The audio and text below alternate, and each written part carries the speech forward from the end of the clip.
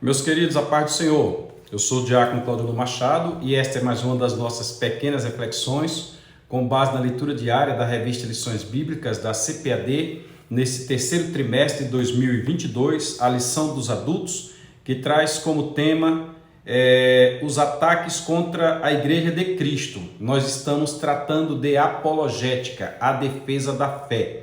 E como subtema do trimestre, diz: as sutilezas de Satanás nestes dias que antecedem a volta de Jesus Cristo.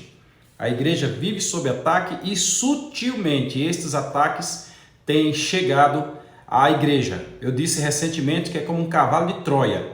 Tem entrado sorrateiramente e tem afetado dentro da igreja. Às vezes coisas que deveriam ser discutidas não são, e coisas que são supérfluas a essas é dado valor, e acabamos criando problema entre nós mesmos. Eu lembro que quando eu era criança, desculpa o exemplo aí, os mais velhos, os garotos mais velhos queriam colocar os mais novos para brigar, aí colocava a mão no meio e botava um diante do outro, aí dizia: quem for mais rápido cospe primeiro.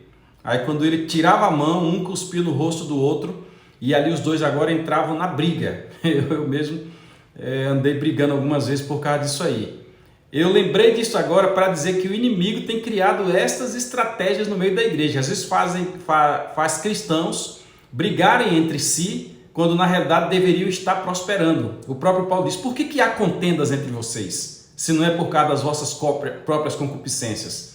Lá no princípio nós tivemos lá na igreja de Corinto uma igreja muito espiritual, mas uma igreja dividida, uma igreja sectária, uma igreja partidária. Neste sentido, nós precisamos aprender que a nossa batalha é contra as hostes espirituais da maldade nos lugares celestiais. A nossa batalha não é um contra o outro, não é este título de igreja contra aquele título de igreja. Não, a nossa batalha é contra o inferno, é contra os anjos, os demônios, os anjos caídos e assim por diante. Nós precisamos batalhar para trazer alguns do mundo e levá-los para a salvação de Jesus Cristo. Por isso que a coisa é sutil, por isso que a coisa é quase imperceptível, e nós precisamos, como bons soldados, como atalaias, estarmos atentos para que possamos dar o tiro na direção certa. Este já é o nosso terceiro vídeo da semana. Nós gravamos 6 vídeos comentando o assunto que tratam da leitura diária, e este é o terceiro. Então tem 2 aí para você assistir, e certamente teremos mais 3 que você deve ver também. Nós estamos já diante da lição de número 3, aí quero aproveitar para te dizer: se inscreva no canal, compartilhe, curta, comente, veja os outros conteúdos que tem aí que de repente te agrada, tá? Nós vamos desenvolver outros temas, já estou com a lista aqui de temas para desenvolver, temas que têm sido pedidos por pessoas que estão nos acompanhando, então aguarde que vem mais bênção por aí. E estamos fazendo o possível para sermos exclusivamente bíblicos, para não termos achismos, para que ninguém possa reprovar o que nós estamos dizendo. Estamos diante da lição número 4, e a lição 4 fala sobre a sutileza da normalização do divórcio.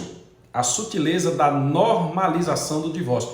Não é normatização. Normatizar é criar leis. As leis estão sendo criadas lá no Congresso, leis de nível federal, que estão afetando as igrejas. Mas nós estamos tratando do fator dentro da igreja.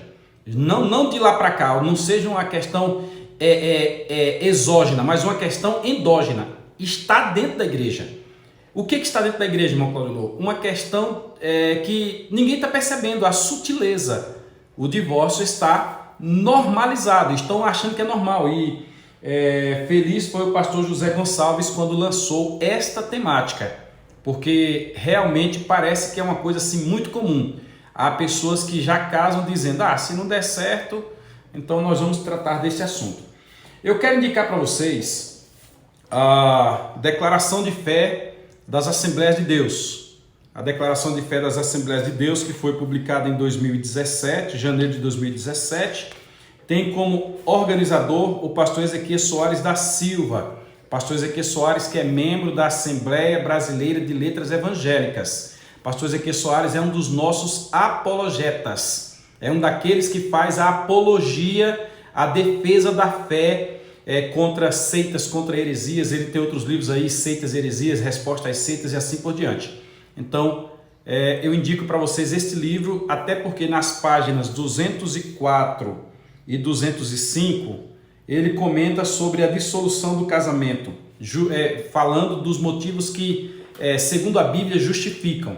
A CEADEB, a Convenção das Assembleias de Deus no Estado da Bahia, tem tratado do assunto e tem ampliado esta visão. Jesus trouxe um ponto, Paulo apresentou mais dois e a CEADEB também apresentou mais alguns. Então, são pontos que, segundo entendem, seriam aceitáveis para o divórcio e um novo casamento. Eu indico. Mas como o pastor Ezequias aqui só comenta o assunto em 2 linhas, neste livro deste tamanho ele só comenta o assunto em 2 linhas, porque a questão da fé é muito ampla, eu indico para vocês um livro do próprio pastor Ezequias. Casamento, Divórcio e Sexo à Luz da Bíblia. Neste livro aqui, a partir da página 36, a partir da página 35, aqui está, a partir da página 35, o pastor Ezequias vai tratar do tema com muita prioridade, mas muita prioridade mesmo. Ele traz inclusive base jurídica, base histórica, base teológica. Ele comenta sobre o assunto aqui no Antigo Testamento, como era a conceituação e interpretação do divórcio no Antigo Testamento. Começou no Antigo Testamento. Nós temos a questão do mundo romano, como é que ele foi visto no mundo romano. Nós temos nos evangelhos, como ele foi enfrentado nos evangelhos. Nós temos uma evolução da história falando sobre o que significa prostituição, a não ser por causa de prostituição. O que significa? Então, nós temos este comentário aqui. Nós temos nas epístolas paulinas como Paulo aborda o assunto, que é a orientação da igreja, e Paulo serve como Paulo é a base doutrinária da igreja. Aí depois, no capítulo 5 do livro, ele vai para uma questão bem prática, ele fala sobre o divórcio e a igreja. E neste ponto aqui, nós precisamos ver como deve ser avaliada cada questão. Aqui ele vai explicar da avaliação, ele vai explicar aqui como é tratada a questão da disciplina na igreja para algumas situações, está na página de número 61. Ele vai falar da relação dos obreiros, está aqui, os obreiros e o divórcio. Como é que fica um obreiro divorciado? Ele trata aqui. Ele vai tratar de outras orientações básicas, que são orientações no sentido da vida comum, da vida do casal lá separadamente. Então eu indico para vocês esses livros. É porque a lição deste domingo não é uma lição de achismos. Você não pode chegar lá e dizer, eu acho que é assim. Não, é uma lição onde tem que ser estudada. Eu tenho aqui, à minha esquerda, uma vasta literatura, eu acho que está na parte de baixo aqui, que trata, aqui, bem aqui, que trata sobre família, que trata sobre divórcio, novo casamento e aí por diante. Neste sentido, é por isso que eu digo, então você tem que pesquisar. Não pode só chegar lá e dizer, é isso. Não, não é. Tem toda uma questão a ser discutida. Lembrando que nós estamos tratando do divórcio conceituado pela Bíblia, mas que existe no Brasil. Então, você tem aqui o livro, O Novo Divórcio. Essa aqui é uma nova sistemática do divórcio, nova vírgula, nova pelo título do livro, já existe desde 2010, que é tratado pelos tribunais brasileiros conforme a emenda constitucional 66 de 2010. E o próprio pastor Ezequias indica 2 livros. Este aqui, que é o Ética, as decisões morais à luz da Bíblia. Onde que ele indica? Ele indica na sua obra. Então esses livros eu tenho. Você deve estudar aqui. O que você vai aprender neste livro? Como tratar o assunto. É uma questão de ética. Você não pode pegar cada assunto e lançar aí abertamente para todo mundo, porque são questões pessoais. Inclusive, a legislação diz que estes casos são tratados em segredo de justiça. Então não há que alguém querer pegar o caso e levar perante uma reunião para que todo mundo fique sabendo. Não, o assunto, o pastor Ezequias bem orienta ali, deve ser tratado com sutileza, com sabedoria, com maturidade. Quem vai entrar nessas temáticas tem que ser alguém que tenha capacidade de ouvir e de dar um conselho sábio. A pessoa não pode decidir conforme a sua própria vontade. Tem gente que tem um ponto de vista com outro, já vem brigando há muito tempo. Aí surge uma situação dessa, a pessoa quer... Não, calma, ética. E o pastor Ezequias também indica o livro de William Coleman, Manual dos Tempos e Costumes Bíblicos, que mostra lá quando ele fala do Antigo Testamento, do Novo Testamento, no Império Romano, como era tratado o assunto, né? Então, muito bom este livro. E junto a ele, eu indico agora uso dos tempos, Manual dos Usos e Costumes dos Tempos Bíblicos. Eu indico este aqui. Neste livro aqui, nas páginas, onde é que eu marquei aqui? Nas páginas 66 e 67, ele trata do tema. Com William Coleman, caso alguém tenha o livro aí para facilitar a pesquisa, o William Coleman já trata do tema nas páginas, nas páginas 31, 34 e 109, William Coleman. Então fica aí essa nossa dica que já passou um bom tempo no nosso comentário só neste sentido aqui. Diante da lição de número 4, nós estamos hoje com a leitura em Malaquias, capítulo 2, versículo 15. A epígrafe diz assim: o aspecto moral do divórcio. O que é o aspecto moral? Eu diria o aspecto ético, porque moral é interno, ético é externo. Moral é o pensamento por dentro, ético é o pensamento, é a ação perante outros. Quando você age num contexto, quando suas ações vão afetar terceiras pessoas ou outras pessoas, a questão é ética. E aqui diz moral. Então vamos ler o texto em Malaquias capítulo 2, versículo 15. Nós estamos fazendo uso da Bíblia Apologética com apócrifos, versão ampliada do ICP, e nós estamos lendo na tradução Revista Almeida Corrigida. Então vamos lá, Malaquias 2 e 15. E não fez ele somente um? E não fez ele somente um, sobejando-lhes em espírito? E por que somente um? Ele buscava uma semente de piedosos. Portanto, guardai-vos em vosso espírito, e ninguém seja desleal com a mulher da sua mocidade. Deus não fez dois, Deus fez uma só carne, Contextualizando, depois do cativeiro babilônico, nos dias do profeta Malaquias, cerca de 400 anos antes de Cristo, 400 e poucos anos antes de Cristo, o povo esqueceu daqueles compromissos que foram assumidos lá atrás e das ordenanças que o Senhor dera, especialmente em Deuteronômio 24, versículo 1, quando fala da maneira de tratar com a deslealdade conjugal. Ali em Deuteronômio você vai encontrar questões dos solteiros, questões dos casados, e a ordem era que houvesse uma erradicação. Deveria ser apedrejado. Inclusive nos dias de Jesus, quando aparece aquela mulher lá, era um caso esporádico.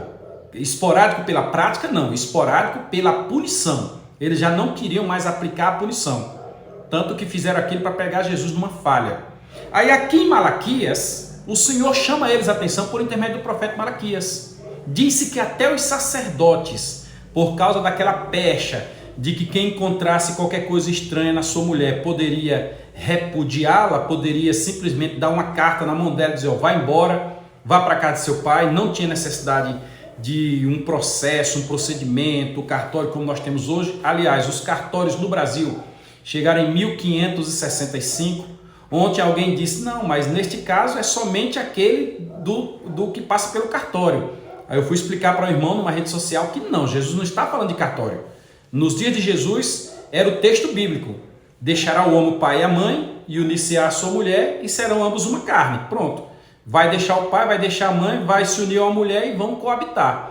Isto aí era a convivência comum, era o casamento, era a constituição de uma família. Agora, com o passar do tempo, com o aumento da população, criou-se a questão dos cartórios para que houvesse publicidade nos atos.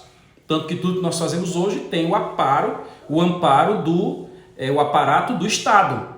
Se o Estado não chancelar, não é. Por isso que hoje, nos dias atuais, nós temos a união estável, nós temos o concubinato e nós temos o casamento. Ainda ontem eu fiz aqui no escritório um contrato de união estável. Já fiz vários e ainda ontem eu fiz um desses.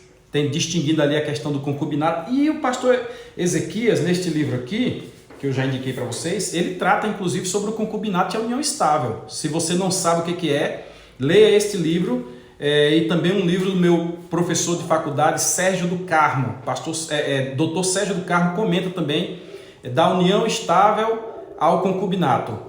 Do concubinato, união estável ao casamento. É uma coisa assim, eu esqueci, o livro está aqui na parte de baixo aqui da prateleira. Então, precisamos entender que é a união dos dois, então não há necessidade de um casamento. Só que esta obrigação lá atrás, ela era fácil de ser dissolvida porque bastava alguém dar uma carta de repúdio, uma carta de divórcio. Está aqui, assinado, tome, vai embora. A pessoa podia ir para a casa do seu pai e com aquela carta ela poderia casar de novo e aí por diante. São outros pormenores.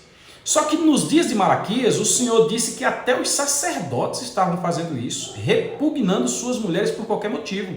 Aí nós vamos para o capítulo 2, versículo 15, e o texto fala dessa questão ética, dessa questão moral. A meu ver, é uma ética, porque afeta a mulher. Mas aqui diz assim, o aspecto moral do divórcio. Vamos lá, versículo 15.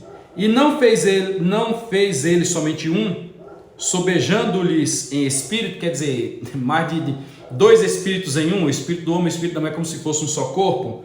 E por que somente um? Ele buscava uma semente de piedosos. Podemos comentar aqui da questão dos anjos, que os anjos, mesmo no nível que são, maiores que os homens, mas parte deles pecaram, um terço dos anjos pecaram.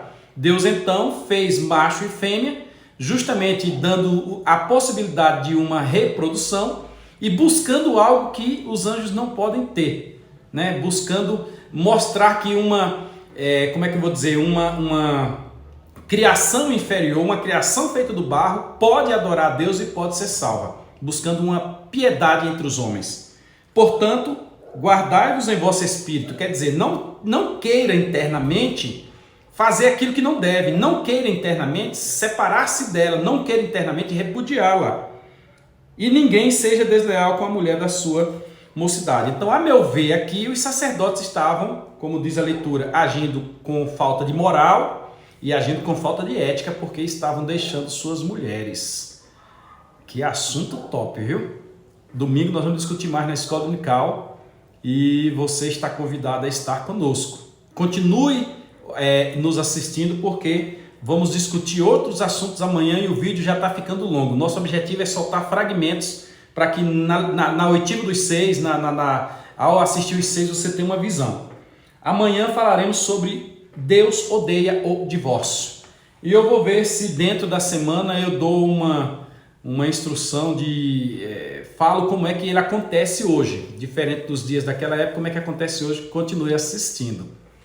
Em princípio, você deve aceitar e guardar aquilo que Deus te deu. Como diz o texto, o que uniu Deus, porque tem coisa que é unida sem a direção de Deus. Aquilo que é unido sem a direção de Deus é tendente ao fracasso. Mas aquilo que uniu Deus, não o separa o homem. Legal? Se inscreve no nosso canal, compartilhe, curta, comente para que a gente possa aprender mais e mais. Deus abençoe. Se alguém quiser receber este livro aqui em PDF, mande para mim um oi no zap, é o 779-9946-3346, repetindo, 779-9946-3346, diga eu quero e eu vou te enviar o PDF deste livro. Fiquem todos com Deus, um abraço.